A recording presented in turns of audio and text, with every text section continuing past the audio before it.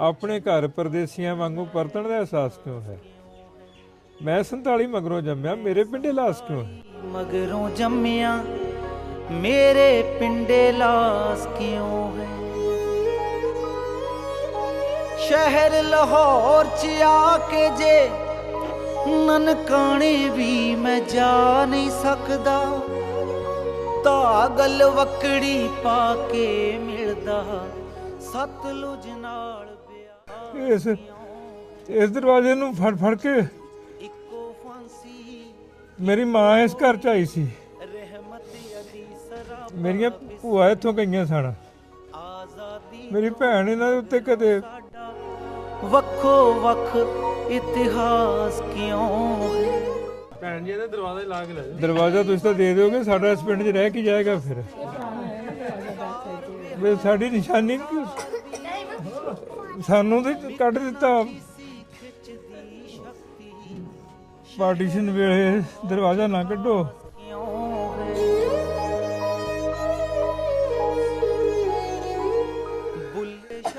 ਅੱਜ ਤੁਰਨ ਲੱਗਿਆ ਮੇਰੀ ਯਾਦ 'ਚ ਮੇਰੇ ਭੈਣ ਦਾ ਆਖਿਆ ਸੁਨੇਹਾ ਯਾਦ ਆ ਗਿਆ। ਕਹਿੰਦੀ ਤੂੰ ਚੱਲੇ ਆ ਉੱਥੋਂ ਮਿੱਟੀ ਥੋੜੀ ਜਿਹੀ ਲਿਆ ਕੇ ਦੇਈਂ ਮੈਨੂੰ। ਨਾਲੇ ਮੇਰੀ ਸਹੇਲੀ ਹਮੀਦਾਂ ਦੇ ਟੱਬਰ ਨੂੰ ਮਿਲ ਕੇ ਆਈ ਜ਼ਰੂਰ।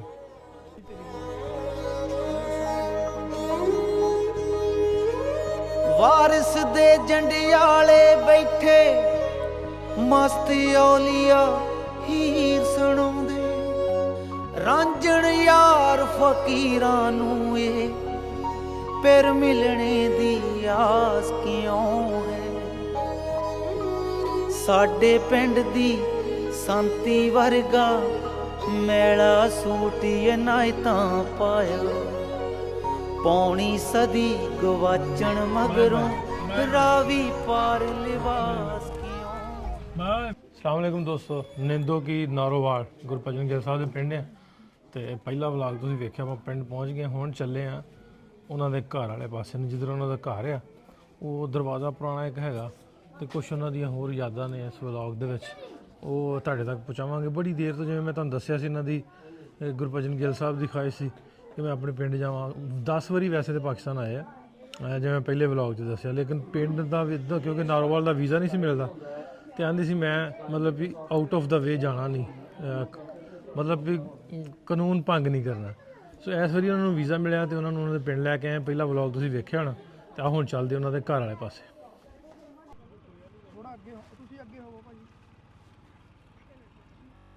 ਤੁਰਿਆ ਨਹੀਂ ਜਾਂਦਾ, ਘਰ ਨੂੰ ਮੋਟਰਸਾਈਕਲ ਲੈ ਕੇ ਚੱਲੇ।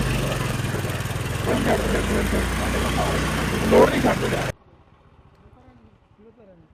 ਦਰਬਾਰ ਦੇ ਨਾਲ ਵੀ ਜਾਣਾ ਹੈ। ਦਰਬਾਰ ਇਹ ਪੁਰਾਣੀ ਸਾਥੀ ਹੈ ਨਾ ਜੀ, ਬਹੁਤ ਦਾਦੇ ਪਰਦਾਦੇ ਸਾਰੇ ਹੀ ਇੱਥੇ ਖੇਡੇ ਨੇ। ਦੱਸਦੇ ਨੇ ਬਜ਼ੁਰਗ ਸੱਥ ਬਾਰੇ ਬਹੁਤ। ਪੰਜ ਪੀਰਾਂ ਦਾ ਤਾਂ ਬੜਾ ਸਤਿਕਾਰ ਸੀ ਜੀ ਉਹਦੇ ਮਨ 'ਚ, ਕਿਉਂਕਿ ਉਹ ਤਾਂ ਜੰਮਪਲ ਹੀ ਇਸ ਪਿੰਡ ਦੇ ਸੀ ਨਾ। ਤੇ ਭਾਜੀ ਬਹੁਤ ਨਿੱਕੇ ਸੀ, ਏਡੇ ਸੀ ਮੇਰੇ ਖਿਆਲ, ਛੋਟੇ ਜਿਹੇ ਸੀ। ਭੈਣ ਜੀ ਸਾਡੇ ਉਹ ਵੀ ਪੰਜ ਪੀਰਾਂ ਜ਼ਿਕਰ ਕਰਦੇ ਸੀ। ਦਰਬਾਰ ਸਾਡੇ ਸਭ ਤੋਂ ਛੋਟੇ ਭੂਆ ਜੀ ਸੀ ਕਰਤਾਰ ਕੌਰ, 47 ਵੇਲੇ ਵਿਆਹ ਰੱਖਿਆ ਸੀ ਇਹਨਾਂ ਦਾ, ਉਹ ਵੀ ਅਕਸਰ ਜ਼ਿਕਰ ਕਰਦੇ ਸੀ। ਚਾਚਾ ਜੀ ਬਹੁਤ ਜ਼ਿਕਰ ਕਰਦੇ, ਚਾਚਾ ਜੀ ਧਿਆਨ ਸਿੰਘ। ਕੋਈ ਜੀ ਐਸਾ ਨਹੀਂ, ਤਾਇਆ ਜੀ ਦੇ ਬੇਟੇ ਗੁਰਦਿਆਲ ਸਿੰਘ ਤੋਂ ਜ਼ਿਕਰ ਕਰਦੇ ਹੁੰਦੇ ਸੀ। ਵਾਂਦੇ ਹਣ ਕੇ ਜਦੋਂ ਪੰਜੀ ਹਾੜ ਹੁੰਦੀ ਹੈ ਨਾ, ਤੇ ਜਦੋਂ ਇੱਥੇ ਢੋਲ ਵੱਜਦਾ ਤੇ ਇੰਡੀਆ 'ਚ ਸਾਡੇ ਦਿਲਾਂ 'ਚ ਢੋਲ ਵੱਜਦਾ। ਫਿਰ ਅਸੀਂ ਢੋਲ ਲਿਆਉਂਦੇ ਹਾਂ ਸਪੈਸ਼ਲ ਕਿ ਅੱਜ ਪੰਜੀ ਹਾੜ ਹੈ, ਅੱਜ ਪੰਜ ਪੀਰ ਦਾ ਮੇਲਾ ਹੈ। ਔਰ ਉਸ ਮੇਲੇ ਨੂੰ ਮਨਾਉਣ ਵਾਸਤੇ ਅਸੀਂ ਆਪਣੇ ਆਪਣੇ ਪਿੰਡ ਵਿੱਚ ਹੀ ਮਨਾਉਂਦੇ ਹਾਂ। ਹਰ ਸਾਲ ਜਿੰਨੇ ਇੱਥੋਂ ਗਏ ਨੇ ਨਾ, ਉਹ ਸਾਰੇ ਹੀ, ਖਾ ਮੁਸਲਮਾਨ ਹੈ ਖਾ ਕੋਈ ਵੀ ਹੈ, ਪੰਜੀ ਹਾੜ ਵਾਲੇ ਦਿਨ ਤਮਾਮ ਲੋਕ ਜਿੰਨੇ ਵੀ ਇੱਥੇ ਸ਼ਾਦੀशुदा ਲੜਕੀਆਂ ਤੁਰ ਜਾਂਦੀਆਂ, ਲੜਕੇ ਚਲੇ ਜਾਂਦੇ ਨੇ, ਉਹ ਸਾਰੇ ਵਾਪਸ 25 ਤਰੀਕ ਨੂੰ ਆਉਂਦੇ ਨੇ। ਔਰ ਇਹ ਸਾਰੇ ਬਾਬੇ ਪੰਜ ਪੀਰ ਦੇ ਮਹਿਮਾਨ ਹੁੰਦੇ ਨੇ। ਚਲੋ ਜੀ, ਇੱਥੇ ਸਿਰ ਤੇ ਹੱਥ ਰੱਖੋ, ਇੱਥੇ ਰੱਖੋ ਸਿਰ ਤੇ।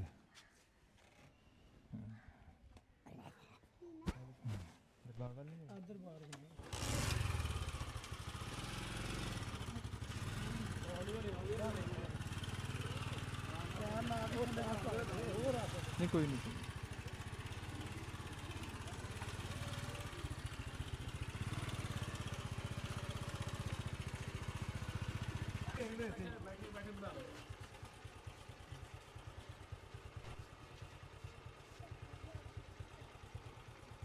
ਵਾਹਿਗੁਰੂ।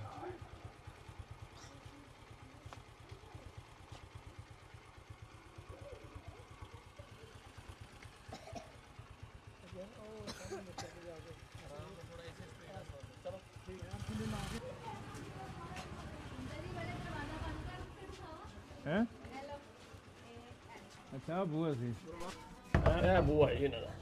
ਲਓ ਜੀ ਬੂਆ ਇੱਕ ਕੁਰਸੀ ਕੱਢ ਕੇ ਨਾ ਇੱਥੇ ਡਾ, ਇਹਦੇ ਨਾਲ ਫੋਟੋ ਖਿੱਚਣੀ ਮੈਂ। ਖੋਲੋ ਜੀ ਦਰਵਾਜ਼ਾ ਖੋਲ ਦਿਓ। ਦਰਵਾਜ਼ਾ ਖੋਲਿਓ, ਦਰਵਾਜ਼ਾ ਖੋਲ ਦਿਓ। ਤੁਹਾਡੇ ਹੱਥੋਂ ਤੁਹਾਡੀ ਜੇ ਮੈਂ ਖੋਲਦਾ। ਇੱਕ ਪੁੱਤ ਕੁਰਸੀ ਲਿਆਈ ਇੱਥੇ। ਦੇਖੋ ਦੇਖ ਦੇਖ ਚੱਲ ਨਿਕਲ ਘਰ। ਠੀਕ ਹੈ ਕੋਈ ਹੋਵੇ ਨਾ। ਨਹੀਂ ਨਹੀਂ ਕੋਈ ਆਪ ਅੱਗੇ ਹੋ ਕੇ ਦੇਖੋ। ਆ ਜਾਓ, ਉਹ ਦਰਵਾਜ਼ਾ ਪਿਛਲਾ ਬੰਦ ਕਰ ਦਿਓ ਨਾ। ਆ ਜਾਓ ਕੁੜੀਓ। ਇਹ ਕੁੜੀਆਂ ਨੇ ਕਰਨਾ ਦਰਵਾਜ਼ਾ ਬੰਦ ਕਰਨਾ। ਬੰਦ ਕਰਨਾ ਨਾ। ਆਪਾਂ ਦੋ ਨਹੀਂ ਖਿਚਾਉਣੀ ਫੋਟੋ। ਤੂੰ ਇੱਧਰ ਹੋ ਜਾ ਬੱਚੋ, ਇੱਕ ਵਾਰੀ ਸਾਰੇ ਬਾਹਰ ਆ ਜਾਓ। ਭੈਣ ਜੀ ਇਹਦੇ ਦਰਵਾਜ਼ਾ ਲਾ ਕੇ ਲੈ ਜਾਓ। ਦਰਵਾਜ਼ਾ ਤੁਸੀਂ ਤਾਂ ਦੇ ਦਿਓਗੇ, ਸਾਡਾ ਇਸ ਪਿੰਡ 'ਚ ਰਹਿ ਕੇ ਜਾਏਗਾ ਫਿਰ। ਵੀ ਸਾਡੀ ਨਿਸ਼ਾਨੀ ਸਾਨੂੰ ਤੇ ਕੱਢ ਦਿੱਤਾ ਪਾਰਟੀਸ਼ਨ ਵੇਲੇ। ਦਰਵਾਜ਼ਾ ਨਾ ਕੱਢੋ। ਇਸ ਦਰਵਾਜ਼ੇ ਨੂੰ ਫੜ ਫੜ ਕੇ ਮੇਰੀ ਮਾਂ ਇਸ ਘਰ 'ਚ ਆਈ ਸੀ। ਮੇਰੀਆਂ ਭੂਆ ਇੱਥੋਂ ਗਈਆਂ ਸਨ। ਮੇਰੀ ਭੈਣ ਇਹਨਾਂ ਦੇ ਉੱਤੇ ਕਦੇ ਰੰਗ ਰੋਗਨ ਕਰਦੀ ਹੋਣੀ ਹੈ। ਇਹ ਤੁਹਾਡੇ ਲਈ ਬੂਹਾ ਹੋਏਗਾ, ਲੱਕੜ ਦਾ ਹੋਏਗਾ, ਬੂਹਾ ਥੋੜਾ ਹੈ। ਸਾਡੇ ਲਈ ਤਾਂ ਜ਼ਿੰਦਗੀ ਦਾ ਪ੍ਰਵੇਸ਼ ਦੁਆਰ ਹੈ। ਜੋ ਕੁਛ ਮੈਂ ਆਪਣੀ ਮਾਂ ਤੋਂ ਸੁਣਿਆ, ਭੈਣਾਂ ਤੋਂ ਸੁਣਿਆ, ਵੱਡਿਆਂ ਤੋਂ ਸੁਣਿਆ, ਬਾਪੂ ਜੀ ਤੋਂ ਸੁਣਿਆ, ਉਹ ਸਾਰਾ ਕੁਝ ਜਿਹੜਾ ਹੈਗਾ ਉਹ ਇੱਥੋਂ ਤਾਂ ਨਹੀਂ ਗਾਹ ਜਾਂਦਾ। ਇੱਥੋਂ ਨਿਕਲ ਕੇ ਪੰਜਾਂ ਪੀਰਾਂ ਨੂੰ ਮੱਥਾ ਟੇਕ ਕੇ ਅੱਗੇ ਜਾਂਦਾ। ਡੰਗਰ ਬੱਚੇ ਦੀ ਖੈਰ ਕਰਦਾ, ਮੰਗਦਾ, ਪੈਲੀ ਬੰਨਾ ਵਾਹੁੰਦਾ, ਪਾਲਦਾ। ਮੇਰੇ ਭੂਆ ਦੇ ਪੁੱਤਰ ਇਸ ਘਰ 'ਚ ਪਲੇ ਨੇ। ਮੇਰਾ ਵੱਡਾ ਵੀਰ ਇੱਥੇ ਪਲਿਆ, ਮੇਰੀ ਭੈਣ ਇੱਥੇ ਪਲੀ ਹੈ। ਇਸ ਬੂਹੇ ਨੂੰ ਤੁਸੀਂ ਬੂਹਾ ਨਾ ਸਮਝੋ, ਇਹ ਬੂਹਾ ਨਹੀਂ ਹੈ। ਇਹ ਸਾਡੇ ਲਈ ਜ਼ਿੰਦਗੀ ਦਾ ਪ੍ਰਵੇਸ਼ ਦੁਆਰ ਹੈ। ਬੂਹਾ ਜ਼ਿੰਦਗੀ ਦਾ ਬੂਹਾ ਹੈ। ਮੇਰੀ ਵੱਡੀ ਕਿਸਮਤ ਚੰਗੀ ਕਿ ਅੱਜ ਮੇਰੇ ਭਰਾ ਮੈਨੂੰ ਨਾਸਰ ਢਿੱਲੋਂ ਤੇ ਆ ਸਾਡਾ ਮੁੰਡਾ ਵਿਕਾਸ ਹੈਦਰ ਲੈ ਕੇ ਆਏ ਨੇ। ਮੈਂ ਤੇ ਮੇਰੀ ਜੀਵਨ ਸਾਥਣ ਜਸਵਿੰਦਰ ਕੌਰ ਰਹਿੰਦੀ ਜ਼ਿੰਦਗੀ ਇਹਨਾਂ ਦੇ ਆਸਾਨਮੰਦ ਰਵਾਂਗੇ। ਇਹ ਸਿੱਖ ਬਚਪਨ ਤੋਂ ਲੈ ਕੇ ਹੁਣ ਤੱਕ ਮੇਰੇ ਮਾਪਿਆਂ ਨੇ ਸਾਡੇ ਮਨ 'ਚ ਬੀਜੀ ਸੀ। ਤੇ ਮੇਰੇ ਮਨ 'ਚ 2014 ਜਦੋਂ ਮੈਂ ਆਇਆ ਤੇ ਮੈਂ ਨਨਕਾਣਾ ਸਾਹਿਬ ਨਾ ਜਾ ਸਕਿਆ। ਮੈਨੂੰ ਪੁੱਛਣ ਲੱਗੇ ਕਿ ਕਿਵੇਂ ਮਹਿਸੂਸ ਕਰਦਾ। ਮੈਂ ਕਿਹਾ ਮਹਿਸੂਸ ਕੀ ਕਰਨਾ। ਮੈਨੂੰ ਇੰਝ ਲੱਗਿਆ ਕਿ ਅੱਜ ਮੈਂ ਬੇਵਤਨ ਹੋਇਆ ਆ। ਅੱਜ ਧਰਤੀ ਤੇ ਕੋਈ ਮੇਰਾ ਵਤਨ ਨਹੀਂ। ਜੇ ਮੈਂ ਗੁਰੂ ਨਾਨਕ ਪਾਤਸ਼ਾਹ ਦੇ ਸਥਾਨ ਤੇ ਜਾਣ ਜੋਗਾ ਨਹੀਂ, ਹਕੂਮਤਾਂ ਦੀ ਪ੍ਰਵਾਨਗੀ ਨਹੀਂ ਮਿਲਦੀ, ਤਾਂ ਫਿਰ ਮੈਂ ਕੀ ਆ ਕਿੱਥੇ, ਕਿਹੜੇ ਵਤਨ ਦਾ ਵਾਸੀ ਆ ਮੈਂ ਫਿਰ ਲਿਖਿਆ ਸੀ ਨਾ ਉਦੋਂ ਨਾਸਰ ਵੀ ਆਪਣੇ ਘਰ ਪਰਦੇਸੀਆਂ ਵਾਂਗੂ ਪਰਤਣ ਦਾ ਅਹਿਸਾਸ ਕਿਉਂ ਹੈ। ਮੈਂ 47 ਮਗਰੋਂ ਜੰਮਿਆ, ਮੇਰੇ ਪਿੰਡੇ ਲਾਸ ਕਿਉਂ ਹੈ। ਸ਼ਹਿਰ ਲਾਹੌਰ 'ਚ ਆ ਕੇ ਜੇ ਨਨਕਾਣੇ ਵੀ ਮੈਂ ਜਾ ਨਹੀਂ ਸਕਦਾ, ਢਾਗਲ ਵੱਕੜੀ ਪਾ ਕੇ ਮਿਲਦਾ ਸਤਲੁਜ ਨਾਲ ਬਿਆਸ ਕਿਉਂ ਹੈ। ਦਰਿਆ ਮਿਲ ਸਕਦੇ ਨੇ, ਰਾਹ ਮਿਲ ਸਕਦੇ ਨੇ, ਮੈਨੂੰ ਕਿਉਂ ਡੱਕਦੇ ਹੋ। ਮੇਰੇ ਵਾਸਤੇ ਅੱਜ ਦਾ ਦਿਹਾੜਾ ਬੜਾ ਵੱਡਾ ਦਿਨ ਹੈ। 23 ਜਨਵਰੀ 2025 ਮੈਨੂੰ ਅੱਜ ਤੋਂ ਬਾਅਦ ਇੱਕ ਪੁਰਬ ਵਾਂਗ, ਇੱਕ ਵੱਡੇ ਉਤਸਵ ਵਾਂਗ ਦਿਸੇਗਾ, ਜ਼ਿੰਦਗੀ ਦੇ ਮੇਲੇ ਵਾਂਗੂ ਦਿਸੇਗਾ। ਸ਼ੁਕਰ ਪਰਮਾਤਮਾ ਦਾ, ਗਫਾਰ ਤੁਹਾਡੀ ਮਿਹਰ ਕਿ ਤੁਸੀਂ ਸਾਨੂੰ ਇੱਥੇ ਇਸ ਘਰ ਦੇ ਵਿੱਚ ਜੀ ਆਇਆਂ ਨੂੰ ਕਿਹਾ। ਇਸ ਵੀਰ ਦਾ ਧੰਨਵਾਦ ਜਿਹੜਾ ਸੋਹਣਾ ਠੀਕ ਅੰਦਾਜ਼ ਦੇ ਵਿੱਚ ਘਰ ਨੂੰ ਸੰਭਾਲੀ ਬੈਠਾ। ਇਹ ਭਾਈ ਵਸੋ ਰਸੋ ਸੰਸਾਰ ਦਾ ਸੁਖ ਮਾਣੋ, ਸਤਿਗੁਰ ਤੁਸਾਂ ਦਾ ਆਪ ਸਹਾਈ ਹੋਵੇ। ਇਹ ਬੱਚੇ ਰੌਣਕਾਂ ਮੇਲੇ, ਮੇਰੇ ਬੱਚੇ ਵੀ ਆਉਣਗੇ, ਉਹ ਵੀ ਮਿਲਣ ਆਉਣਗੇ, ਤੁਹਾਨੂੰ ਮਿਲਣਗੇ। ਮੇਰੀ ਪੋਤਰੀ ਹੈ ਨਾ, ਪੋਤਰੀਆਂ ਜਿੱਡੀ ਹੈ, ਆ ਪੋਤਰੀਆਂ ਨੇ ਮੇਰੀਆਂ। ਮੇਰਾ ਪੁੱਤਰ ਨਾਸਰ ਦਾ ਹਾਣੀ ਹੈ, 2-4 ਸਾਲ ਵੱਡਾ ਹੋਏਗਾ। ਮੇਰੀ ਨੂੰਹ ਆਏਗੀ, ਉਹ ਵੀ ਇਸ ਘਰ ਨੂੰ ਵੇਖ ਕੇ ਉਵੇਂ ਹੀ ਮਹਿਸੂਸ ਕਰੇ ਕਿ ਜਿਵੇਂ ਮੇਰੇ ਵੱਡਿਆਂ ਨੇ ਸਾਨੂੰ ਦੱਸਿਆ, ਅਸੀਂ ਅੱਗੋਂ ਆਪਣੇ ਬੱਚਿਆਂ ਨੂੰ ਦੱਸਿਆ। ਅੱਜ ਤੁਰਨ ਲੱਗਿਆ ਮੇਰੀ ਯਾਦ 'ਚ ਮੇਰੇ ਭੈਣ ਦਾ ਆਖਿਆ ਸੁਨੇਹਾ ਯਾਦ ਆ ਗਿਆ। ਕਹਿੰਦੀ ਤੂੰ ਚੱਲਿਆ ਉੱਥੋਂ ਮਿੱਟੀ ਥੋੜ੍ਹੀ ਜਿਹੀ ਲਿਆ ਕੇ ਦੇਈਂ ਮੈਨੂੰ, ਨਾਲੇ ਮੇਰੀ ਸਹੇਲੀ ਹਮੀਦਾਂ ਦੇ ਟੱਬਰ ਨੂੰ ਮਿਲ ਕੇ ਆਈ ਜ਼ਰੂਰ। ਇਸ ਰਿਸ਼ਤੇ ਨੂੰ ਕੀ ਨਾਂ ਦਿਓਗੇ, ਕਿਹੜੀ ਕਿਤਾਬ 'ਚੋਂ ਪੜ੍ਹੋਗੇ? ਪੀੜਾਂ ਦੀ ਕੋਈ ਵੱਖਰੀ ਕਿਤਾਬ ਹੁੰਦੀ ਹੈ, ਉਹ ਸਿਲੇਬਸ ਦਾ ਹਿੱਸਾ ਨਹੀਂ ਹੁੰਦੀ। ਬਹੁਤੇ ਲੋਕਾਂ ਨੂੰ ਪੜ੍ਹਨੀ ਵੀ ਨਹੀਂ ਆਉਂਦੀ, ਬਹੁਤੇ ਲੋਕਾਂ ਨੂੰ ਪੜ੍ਹਨੀ ਵੀ ਨਹੀਂ ਆਉਂਦੀ, ਬਹੁਤੇ ਨੂੰ ਪੜ੍ਹਾਉਣੀ ਵੀ ਨਹੀਂ ਆਉਂਦੀ। ਅਗਲੀ ਜਨਰੇਸ਼ਨ ਤੱਕ ਗੱਲ ਅਸੀਂ ਲੈ ਕੇ ਹੀ ਨਹੀਂ ਜਾਂਦੇ ਕਿ ਅਸੀਂ ਕਿਉਂ ਨਿਖੜੇ। ਨਿਖੜਨ ਦੀ ਪੀੜ ਜਿਹੜੀ ਹੈ ਨਾ, ਉਹੀ ਜਾਣਦਾ ਜਿਹੜਾ ਨਿਖੜਦਾ, ਦੂਸਰਾ ਬੰਦਾ ਨਹੀਂ ਜਾਣ ਸਕਦਾ। ਤੇ ਮੇਰੇ ਬਾਪੂ ਜੀ ਕਹਿੰਦੇ ਹੁੰਦੇ ਸੀ, ਕਹਿੰਦੇ ਜਿਹੜਾ ਉਜੜਿਆ ਨਹੀਂ ਕਦੇ ਉਹ ਵਸਿਆ ਵੀ ਕਦੇ ਨਹੀਂ। ਉਹਨੂੰ ਵਸਣਾ ਵੀ ਨਹੀਂ ਆਉਂਦਾ ਜਿਹਨੂੰ ਉਜੜਨਾ ਨਹੀਂ ਆਉਂਦਾ। ਮੈਂ 1997 ਜਦੋਂ ਪਹਿਲੀ ਵਾਰ ਆਇਆ ਪਾਕਿਸਤਾਨ 'ਚ, ਨਨਕਾਣਾ ਸਾਹਿਬ ਇੱਕ ਫੰਕਸ਼ਨ ਸੀ, ਉੱਥੇ ਮੈਨੂੰ ਬੋਲਣ ਦਾ ਮੌਕਾ ਮਿਲਿਆ ਤੇ ਮੈਂ ਲਿਖਿਆ ਸੀ ਕਿ ਜ਼ਿੰਦਗੀ ਕਿਸ ਦੋਸ਼ ਬਦਲੇ ਦੇ ਗਈ ਕਰੜੀ ਸਜ਼ਾ, ਪਹਿਲਾਂ ਵਾਹ ਨੇ ਟਾਹਣ ਤੋੜੇ ਫਿਰ ਜੜ੍ਹਾਂ ਤੋਂ ਪੁੱਟਿਆ। ਉਹਦਾ ਆਖਰੀ ਬੰਦ ਸੀ ਕਿ ਕਸਰ ਤੋਂ ਛੱਡੀ ਨਾ ਕੋਈ ਅੱਗ ਲਾ ਕੇ ਆ ਹਵਾ, ਫੇਰ ਤੂੰ ਵੇਖ ਕਿੱਦਾਂ ਝੂਮਦਾ ਜੰਗਲ ਹਰਾ। ਅਸੀਂ ਜਿਉਂਦੇ ਅਸੀਂ ਜਾਗਦੇ, ਤੁਸੀਂ ਵਸੋ ਰਸੋ, ਤੁਹਾਡਾ ਵਤਨ ਵਸੇ ਰਸੇ, ਸਾਡਾ ਵਤਨ ਵਸੇ ਰਸੇ, ਟੱਬਰ ਤਰੱਕੀਆਂ ਕਰਨ, ਪਰ ਮੋਹ ਦਾ ਰਿਸ਼ਤਾ ਮੋਹ ਦੀ ਤੰਦ ਨਾ ਟੁੱਟੇ, ਕੱਚੀ ਨਾ ਪਵੇ, ਖੱਦੀ ਨਾ ਬਣੇ, ਉਹਨੂੰ ਆਪਾਂ ਕਾਇਮ ਰੱਖੀਏ। ਬੰਦਾ ਹੀ ਬੰਦੇ ਦਾ ਦਾਰੂ ਹੈ, ਧਰਤੀ ਤੇ ਕਿਤੇ ਰਹਿੰਦਾ ਹੋਵੇ ਬੰਦਾ ਹੀ ਬੰਦੇ ਦਾ ਦਾਰੂ ਹੈ। ਬੰਦੇ ਵਿੱਚੋਂ ਬੰਦਗੀ ਜਦੋਂ ਮਰ ਜਾਂਦੀ ਹੈ, ਬੰਦਿਆਈ ਮਰ ਜਾਂਦੀ ਹੈ, ਉਦੋਂ ਬੰਦਾ ਪੱਥਰ ਹੋ ਜਾਂਦਾ, ਲੱਕੜ ਹੋ ਜਾਂਦਾ। ਮੈਂ ਇੱਕ ਥਾਂ ਲਿਖਿਆ ਸੀ ਕਿ ਇੱਕੋ ਵਾਰੀ ਮੰਦਰ ਜਾ ਕੇ ਪੱਥਰ ਤਾਂ ਭਗਵਾਨ ਬਣ ਗਿਆ, ਇੰਨੀ ਵਾਰੀ ਮੰਦਰ ਜਾ ਕੇ ਬੰਦਾ ਪੱਥਰ ਕਿਉਂ ਇਨਸਾਨ ਬਣ ਗਿਆ? ਇਨਸਾਨ ਤਾਂ ਪਥਰਾ ਰਿਹਾ ਤੇ ਪੱਥਰ ਭਗਵਾਨ ਬਣ ਰਿਹਾ। ਇਹ ਸੋਚਣਾ ਪਏਗਾ ਕਿ ਕਿਹੜੀ ਚੀਜ਼ ਹੈ ਜਿਹੜੀ ਸਾਨੂੰ ਪੱਥਰ ਬਣਨ ਦੇ ਰਾਹ ਤੋਰਦੀ ਹੈ। ਸੋ ਆਪਾਂ ਪੱਥਰ ਬਣਨ ਤੋਂ ਪਹਿਲਾਂ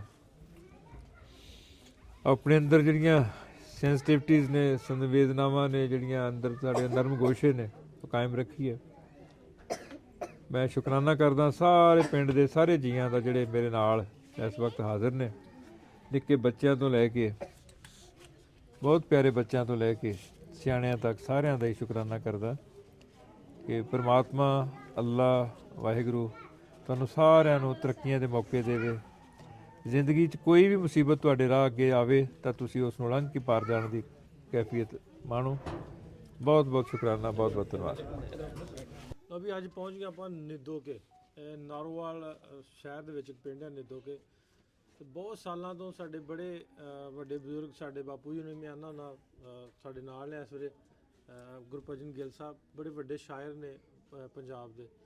ਬੜੇ ਸਾਲਾਂ ਤੋਂ ਪਾਕਿਸਤਾਨ ਆਉਂਦੇ ਸੀ ਲੇਕਿਨ ਵੀਜ਼ਾ ਨਹੀਂ ਸੀ ਮਿਲਦਾ। ਤੁਸੀਂ ਸਾਰਿਆਂ ਨੇ ਵੇਖਣਾ ਆਪਣੇ ਘਰ ਪਰਦੇਸੀਆਂ ਵਾਂਗੂ ਸੁਣਿਆ ਹੋਣਾ ਸਾਡੇ ਚੈਨਲ ਤੇ, ਉਹ ਇਹਨਾਂ ਦਾ ਹੀ ਲਿਖਿਆ ਹੋਇਆ।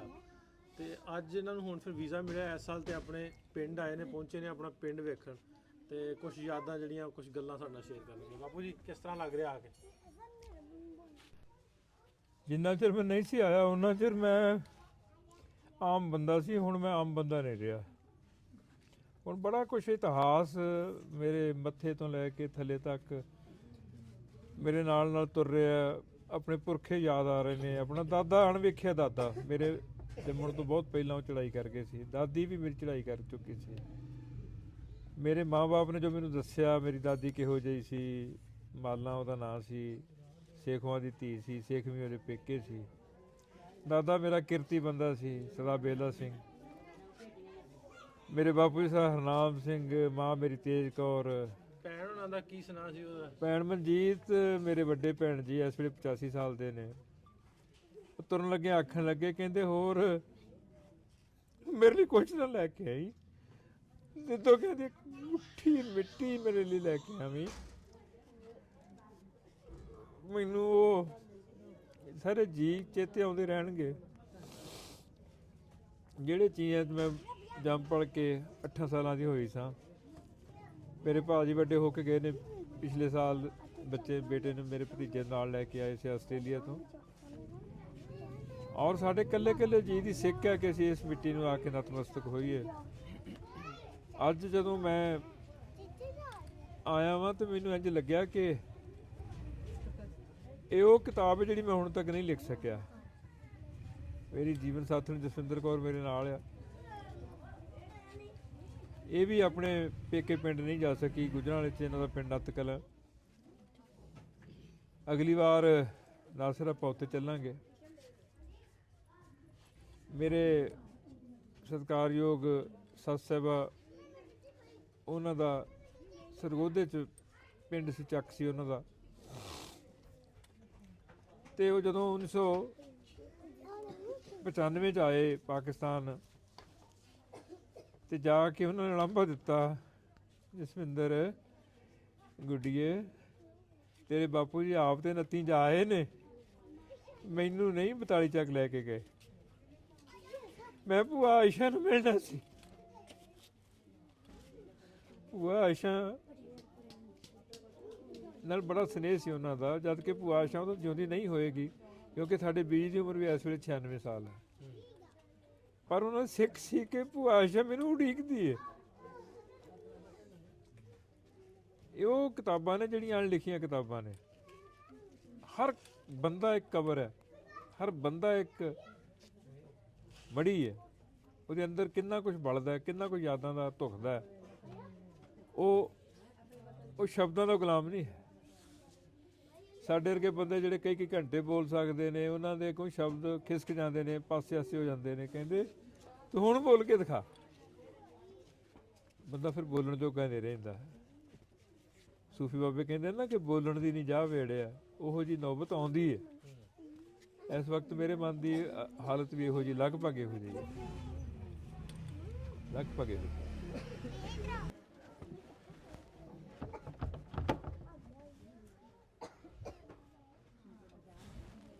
ਦੇਖ ਲੰਘੋ।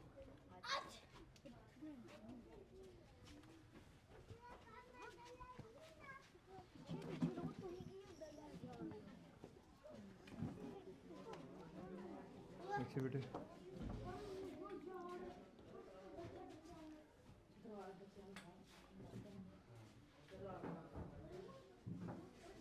ਜੀ ਬਜ਼ੁਰਗੋ ਮੁਬਾਰਕ ਹੋਏ, ਘਰ ਪਹੁੰਚ ਗਏ। ਵਾਕਿਆ ਹੀ ਮੁਬਾਰਕ ਨਾਸਿਰ ਤੁਹਾਨੂੰ ਹੈ, ਜਿਨ੍ਹਾਂ ਦੀ ਹਿੰਮਤ ਸਦਕਾ ਅੱਜ ਉਸ ਉਦੋਂ ਤਾਂ ਸ਼ਾਇਦ ਕੋਠੇ ਕੱਚੇ ਹੀ ਹੋਣ, ਪਰ ਤਾਂ ਧਰਤੀ ਤਾਂ ਉਹੀ ਹੈ ਨਾ। ਕਿਉਂਕਿ ਧਰਤੀਆਂ ਕਦੇ ਇੱਟਾਂ ਵੱਟਿਆਂ ਦੀਆਂ ਗੁਲਾਮ ਨਹੀਂ ਹੁੰਦੀਆਂ, ਲੱਕੜ ਬਾਲਿਆਂ ਦੀਆਂ ਗੁਲਾਮ ਨਹੀਂ ਹੁੰਦੀਆਂ। ਧਰਤੀ ਦੀ ਆਪਣੀ ਮਰਿਆਦਾ ਹੈ।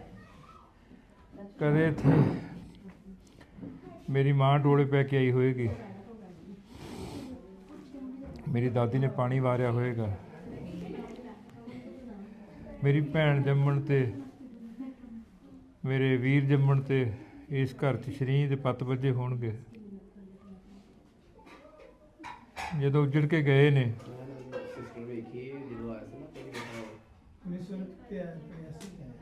ਜਦੋਂ ਉੱਜੜ ਕੇ ਗਏ ਨੇ ਤਾਂ ਉਹ ਦਰਦਾਂ ਦੀਆਂ ਕਹਾਣੀਆਂ ਵੀ ਬੜੀਆਂ ਦਰਦਨਾਕ ਨੇ। ਪਰ ਧੰਨ ਸ਼ੁਕਰਾਨਾ, ਲੱਖ ਸ਼ੁਕਰਾਨਾ ਇਹਨਾਂ ਵੀਰਾਂ ਦਾ, ਜਿਨ੍ਹਾਂ ਨੇ ਸਾਨੂੰ ਅੱਜ ਇੱਥੇ ਜਿਉਂ ਆਖਿਆ। ਮੈਂ ਤਾਂ ਇਹੀ ਆਖਾਂਗਾ ਕਿ ਧਰਤੀ 'ਤੇ ਹਰ ਬੰਦੇ ਨੂੰ ਕਦੇ ਉੱਜੜਨਾ ਨਾ ਪਵੇ, 47 ਮੁੜ ਨਾ ਆਵੇ।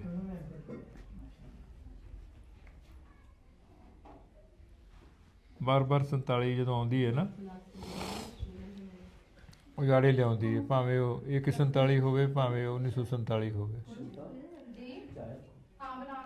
ਸ਼ਾਇਰ ਇੱਕ ਹੋਏ ਨੇ ਤੁਹਾਡੇ ਕੁੰਜਾਹ ਦੇ, ਗੁਜਰਾਤ ਜ਼ਿਲ੍ਹੇ ਦੇ, ਹਾਂਜੀ ਕੁੰਜਾ ਸ਼ਰੀਫ ਕੁੰਜਾਹੀ ਸਾਹਿਬ। ਉਹਨਾਂ ਨੇ ਇਹ ਗੱਲ ਲਿਖੀ ਸੀ ਕਿ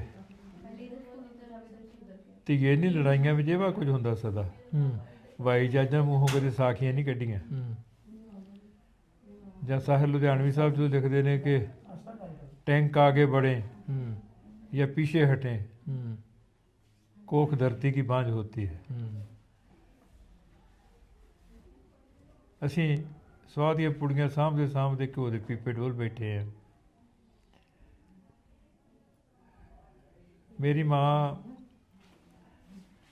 ਜਦੋਂ ਵੀ ਕਦੇ 15 ਅਗਸਤ ਆਉਂਦਾ ਸੀ 47 ਦਾ ਚੇਤਾ ਕਰਕੇ ਅਕਸਰ ਹੌਕਾ ਭਰਦੀ ਸੀ। ਹੌਕਾ ਭਰ ਕੇ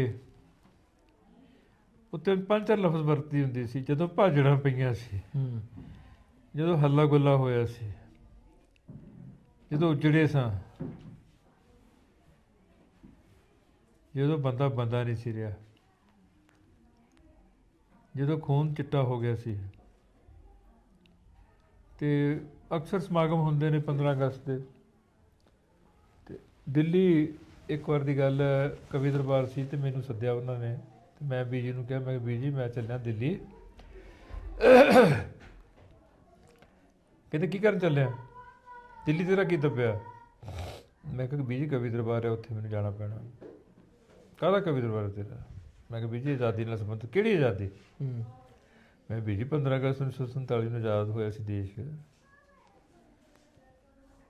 ਜਿਹੜਾ ਉਹਨਾਂ ਠੰਡਾ ਹੌਕਾ ਸਰਦ ਹੌਕਾ ਭਰਿਆ ਨਾ, ਉਹ ਮੈਨੂੰ ਹੁਣ ਤੱਕ ਨਹੀਂ ਵਿਸਰਦਾ।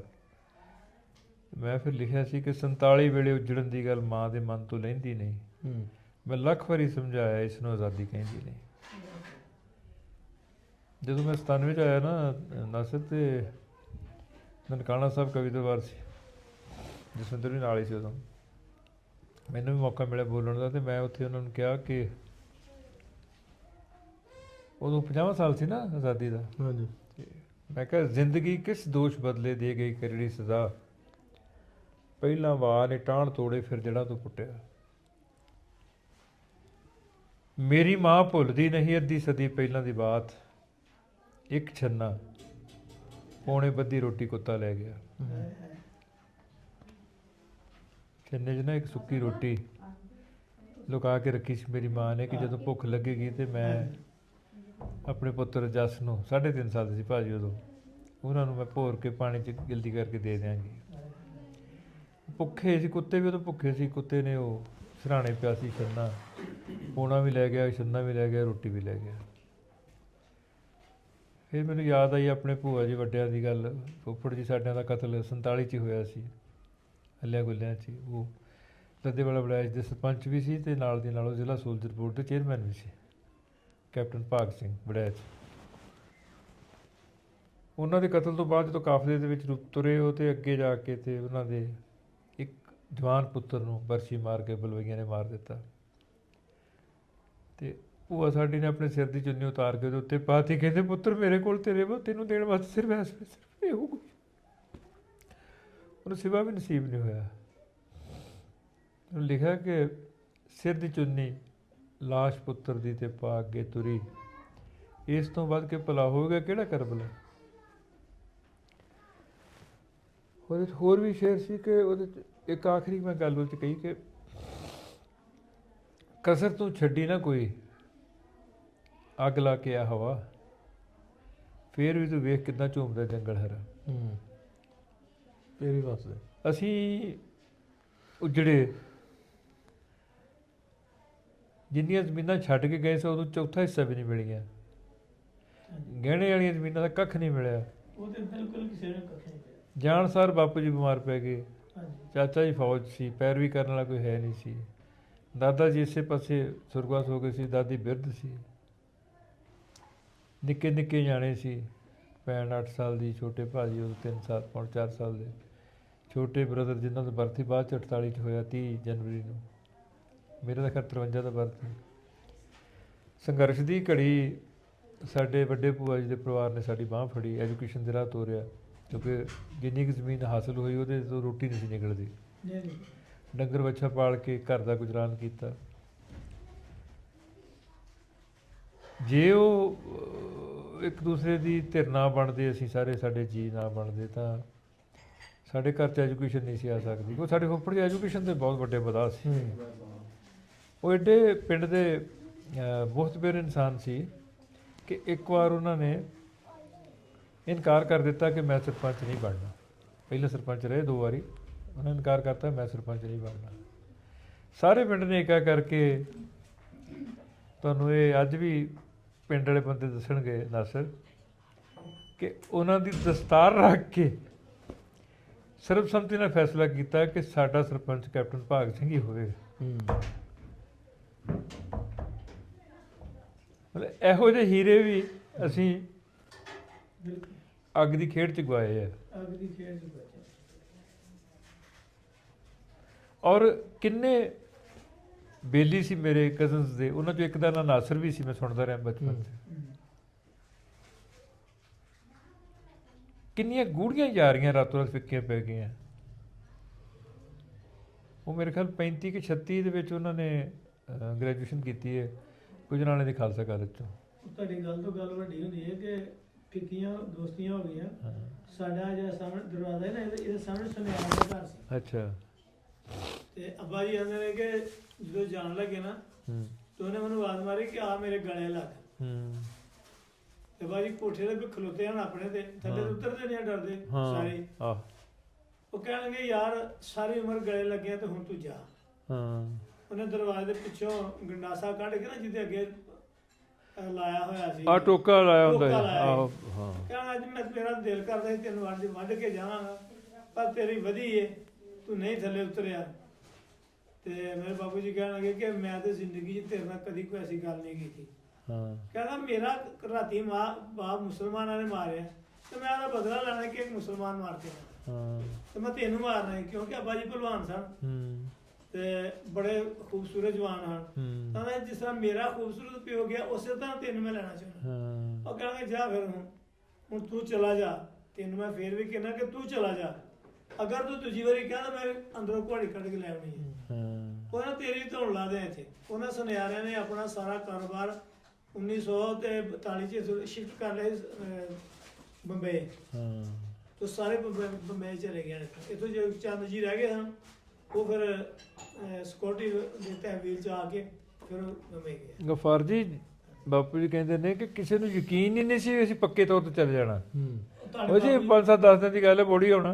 ਤੁਹਾਡੇ ਬਾਪੂ ਜੀ ਆਂਦੇ ਹਨ ਕਿ ਜਦੋਂ ਤੁਹਾਡੇ ਵੱਡੇ ਭਾਈ ਦਾ ਜਦੋਂ ਮੈਂ ਤੁਰਿਆ ਨਾ ਪਿੰਡੋਂ ਤੇ ਮੈਂ ਖੁਸ਼ ਹਾਂ ਕਿ ਮੈਂ ਨਵੇਂ ਕੱਪੜੇ ਪਹਿਨ ਕੇ ਨਹੀਂ ਹੋਇਆ ਪਤਾ ਕੀ,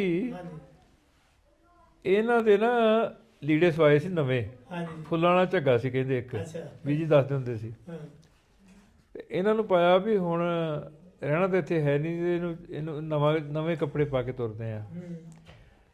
ਇਹਨਾਂ ਨੂੰ ਨਵੇਂ ਕੱਪੜੇ ਆਮ ਤੌਰ ਤੇ ਉਦੋਂ ਪਾਉਣ ਨੂੰ ਮਿਲਦੇ ਸੀ ਜਦੋਂ ਪਿੰਡ 'ਚ ਕੋਈ ਮੇਲਾ ਜਾਂ ਕੋਈ ਪੰਜ ਪੀਰਾਂ ਦਾ ਮੇਲਾ ਕਹਿ ਲਓ ਜਾਂ ਕੋਈ ਹੋਰ ਫੰਕਸ਼ਨ ਹੁੰਦਾ ਸੀ। ਤੇ ਕਿਤੇ ਕੋਠੇ ਤੇ ਚੜ੍ਹ ਗਏ ਪੌੜੀ ਤੇ ਉੱਚੀ ਉੱਚੀ ਰੌਲਾ ਪਾਈ ਜਾਣਾ, ਮੈਂ ਮੇਲੇ ਚੱਲਿਆ, ਮੈਂ ਮੇਲੇ ਚੱਲਿਆ, ਮੈਂ ਮੇਲੇ ਚੱਲਿਆ। ਤੇ ਬਾਪੂ ਜੀ ਕਹਿੰਦੇ ਓਏ ਆਪਾਂ ਤੇ ਕੰਜਰਾ ਉਜੜਨ ਲੱਗੇ ਆ, ਤੂੰ ਕਿਹੜੇ ਮੇਲੇ ਚੱਲਿਆ। ਪਰ ਬੱਚੇ ਨੂੰ ਕੌਣ ਦੱਸੇ ਕਿ ਉਜੜਨ ਦਾ ਕੀ ਹੁੰਦਾ ਤੇ ਮੇਲੇ ਜਾਣਾ ਕੀ ਫਰਕ ਹੁੰਦਾ। ਸੋ ਮੈਂ ਤਾਂ ਲੱਖ ਸ਼ੁਕਰਾਨਾ ਕਰਦਾ ਜੀ ਉਹਨਾਂ ਆਪਣੇ ਪੁਰਖਿਆਂ ਦਾ ਜਿਨ੍ਹਾਂ ਨੇ ਸਾਨੂੰ ਨਫ਼ਰਤ ਨਹੀਂ ਸਿਖਾਈ। ਸਾਨੂੰ ਨਫ਼ਰਤ ਨਹੀਂ ਸਿਖਾਈ ਔਰ ਸਾਡੀ ਵੀ ਕੋਸ਼ਿਸ਼ ਇਹੀ ਕਿ ਸਾਡੇ ਬੱਚਿਆਂ ਨੂੰ ਨਫ਼ਰਤ ਨਾ ਆਵੇ। ਨਫ਼ਰਤ ਨੇ ਕਦੇ ਵੀ ਕਿਸੇ ਦਾ ਭਲਾ ਨਹੀਂ ਕੀਤਾ, ਨੁਕਸਾਨ ਹੀ ਕੀਤਾ, ਹਮੇਸ਼ਾ ਤਬਾਹੀ ਕੀਤੀ ਹੈ। ਨੁਕਸਾਨ ਹੀ ਨਹੀਂ ਕੀਤਾ, ਤਬਾਹੀ ਕੀਤੀ, ਪੁਸ਼ਤਾਂ ਗਾਲ ਦਿੱਤੀਆਂ ਨੇ।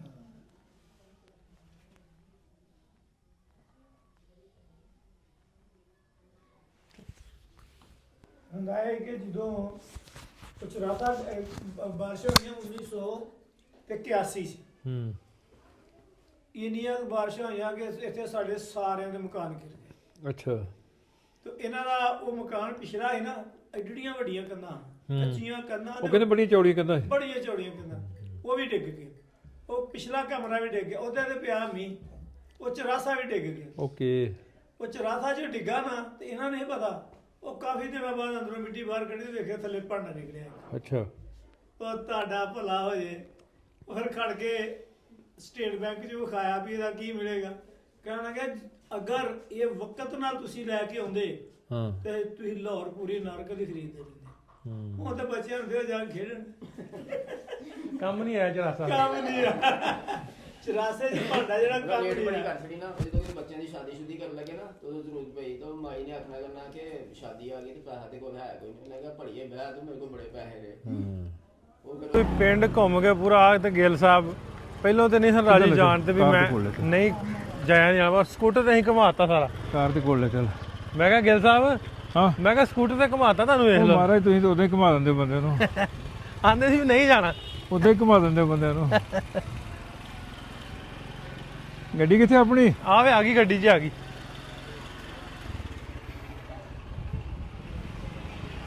ਇੱਕ ਮਿੰਟ ਖਲੋ ਜੀ ਇੱਕ ਮਿੰਟ ਆਏ ਆ ਵੇ ਕੋਈ ਗੱਡੀ ਆ ਗਈ ਚੱਲ ਨੇੜੇ ਅੱਗੇ ਥੋੜਾ ਜਿਹਾ ਕਰੋ ਮੋਟਰਸਾਈਕਲ ਅੱਗੇ ਲੈ ਲਓ ਵੀ ਚੱਲਦੇ ਹਾਂ ਆਪਾਂ ਹੁਣ ਲਾਹੌਰ ਵਾਲੇ ਪਾਸੇ ਨੂੰ ਸਫ਼ਰ ਸ਼ੁਰੂ ਕਰਦੇ ਹਾਂ ਹਾਂ ਅਗਲੀਆਂ ਗੱਲਾਂ ਬਾਤਾਂ ਫੇਰ ਕਰਦੇ ਹਾਂ ਇਹ ਦੋਸਤ ਮਿਲਣ ਆਏ ਨੇ ਸਾਨੂੰ ਨਾਲ ਦੇ ਪਿੰਡ ਤੋਂ ਹੈਲੋ ਵਾਲੇਕੁਮ ਅਸਲਾਮ ਜਨਾਬ ਕਿਹੜਾ ਪਿੰਡ ਤੁਹਾਡਾ ਲੈ ਲੀਆਂ ਲੈਣੀਆਂ ਚੈਨਲ ਵੇਖਦੇ ਜੀ ਫਿਰ ਹਾਂਜੀ ਤਾਂ ਪਤਾ ਕਿਵੇਂ ਲੱਗਾ ਪਤਾ ਹਾਫ ਸਾਹਿਬ ਨੇ ਦੱਸਿਆ ਜਿਹੜਾ ਨਾ ਕਮਾਲ ਨਾਸਰ ਭਾਈ ਜੀ ਆਏ ਨੇ ਚਲੋ ਸ਼ੁਕਰੀਆ ਤੁਹਾਡਾ ਹਾਂ ਠੀਕ ਹੈ ਇਜਾਜ਼ਤ ਹੈ ਬਾਏ ਬਾਏ ਬਾਏ ਬਾਏ ਬੇਟੇ bye bye bye bye bye bye bye bye bye bye bye ਓ ਬਾਏ ਬਾਏ ਬਾਏ ਬੱਚੇ ਕਿਤੇ ਹੋ ਜਾਏ ਬਾਏ ਬਾਏ ਬਾਏ ਬਾਏ ਥੋੜਾ ਐਡੇ ਤੱਕ ਤੁਹਾਨੂੰ ਛੱਡ ਕੇ ਉਹਨਾਂ ਨੂੰ ਕਿਤੇ ਵਾਪਸ ਨਾ ਬਾਏ ਆਇਓ ਬਾਏ ਬਾਏ ਚਲੋ ਠੀਕ ਹੈ ਬਸ ਪਿੱਛੇ ਹੋ ਜਾਓ